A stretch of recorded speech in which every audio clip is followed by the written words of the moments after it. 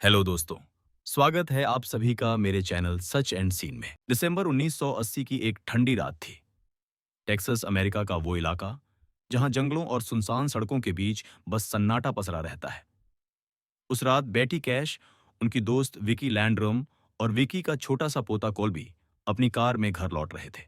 रास्ता लंबा था और घना अंधेरा जैसे हर तरफ फैल चुका था। अचानक आसमान की खामोशी को चीरती हुई एक तेज रोशनी उनके सामने आई, इतनी चमकदार कि ऐसा लगा जैसे दिन निकल आया हो। वो रोशनी किसी साधारण चीज की नहीं थी। वो थी एक डायमंड शेप्ड फ्लाइंग ऑब्जेक्ट जो सड़क के बिल्कुल बीचों बीच हवा में मंडरा रहा था। कार रुक गई। तीनों लोग उस अजीब से ऑब्जेक्ट को देखकर हैरान रह गए।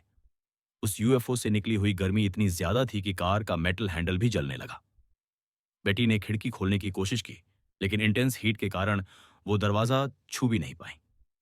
विकी ने कोल्बी को अपनी बाहों में कस लिया, जबकि उनकी आंखों के सामने वो चीज ऊपर नीचे हवर कर रही थी, जैसे किसी अदृश्य ताकत के कंट्रोल में हो।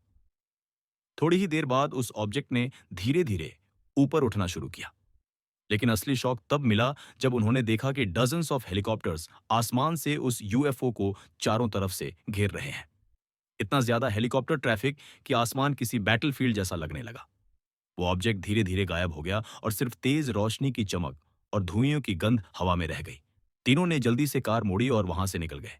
लेकिन असली डर तब शुरू हुआ जब घर पहुंचते पहुंचते बेटी की स्किन जलने लगी, विकी को उल्टियां आने लगी और कोल्बी के चेहरे पर लाल दाग पड़ गए। कुछ घंटों में उनके बाल झड़ने लगे, शरीर पर ब्लिस्टर्स पड़ गए, बिल्कुल वैसे जैसे कोई रेडिएशन एक्सपोजर से होता है। अगले ही दिन वो हॉस्पिटल में एडमिट की गई, लेकिन डॉक्टर्स भी शॉक में थे, क्योंकि उनके टेस्ट में किसी केमिकल या बर्न का कारण नहीं मिला, बस रेडिएशन जैसे लक्षण मिले। जब हालत थोड़ी संभली तो उन्होंने यूएस गवर्नमेंट और एयर फोर्स से कांटेक्ट किया। विकी को पूरा यकीन था कि ये कोई सीक्रेट मिलिट्री एक्सपेरिमेंट था। उन्होंने बताया कि हेलीकॉप्टर्स क्लियरली मिलिट्री टाइप के थे, शायद CH-47 चिनूक। लेकिन जब उन्होंने सरकार से पूछा, किसी ने जिम्मेदारी नहीं ली। एयरफोर्स ने साफ कहा कि उस दिन उस इलाके में कोई ऑपरेशन नहीं था। मीडिया में यह खबर फैल गई। रिपोर्टर्स, यूएफओ रिसर्चर्स और इन्वेस्टिगेटर्स सब इस केस की तरफ आकर्षित हुए। कई लोगों ने इसे the most credible UFO radiation case in history कहा, क्योंकि तीनों विक्टिम्स के शरीर पर बर्न मार्क्स थे और डॉक्टर्स की मेडिकल रिपोर्ट्स उसके सबूत। बेटी और विकी ने लीगल केस फाइल किया। उन्होंने $20 मिलियन कॉम्पेंसेशन की मांग की, ये कहते हुए कि ये इंसिडेंट एक गवर्नमेंट एक्सपेरिमेंट का नतीजा था। लेकिन कोर्ट ने केस डिसमिस कर दिया, ये कहते हुए कि कोई ऑफिशियल प्रूफ नहीं है कि यूएस आर्मी या एयरफोर्स उस रात वहां थी। इसके बाद कई यूएफओ एक्सपर्ट्स ने थ्योरीज दी।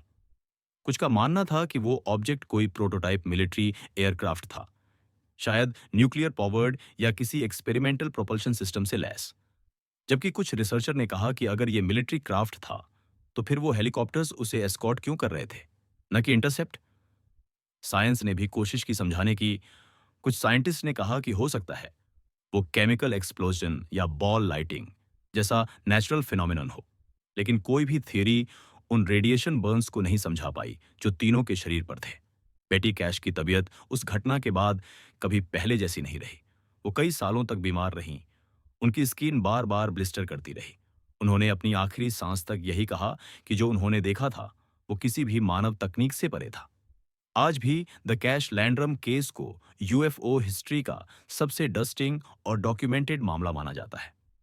इतने सारे government cover ups, contradictory reports और सैन्य डिनाइल्स के बावजूद सवाल वही का वही है। उस रात टेक्सास के आसमान में क्या था? अगर वो एक यूएफओ था तो वो इतने हेलीकॉप्टर्स के बीच क्या कर रहा था?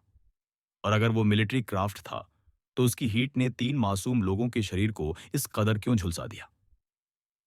कुछ लोग कहते हैं वो एक सीक्रेट गवर्नमेंट एक्सपेरिमेंट था जो गलती से सिविलियंस ने देख लिया। कुछ कहते हैं वो एक्स्ट्रा टेरेस्ट्रियल एनकाउंटर था जिसे मिलिट्री ने तुरंत कंटेन कर लिया। और कुछ ये भी मानते हैं कि बेटी, विकी और कोल्बी ने उस रात जो देखा वो शायद ऐसा सच था जिसे इंसानियत अब तक समझने के लिए तैयार नहीं है। द कैश लैंडरम केस आज भी अनआंसर्ड है। एक ऐसी घटना जो सवाल छोड़ गई, सबूत नहीं।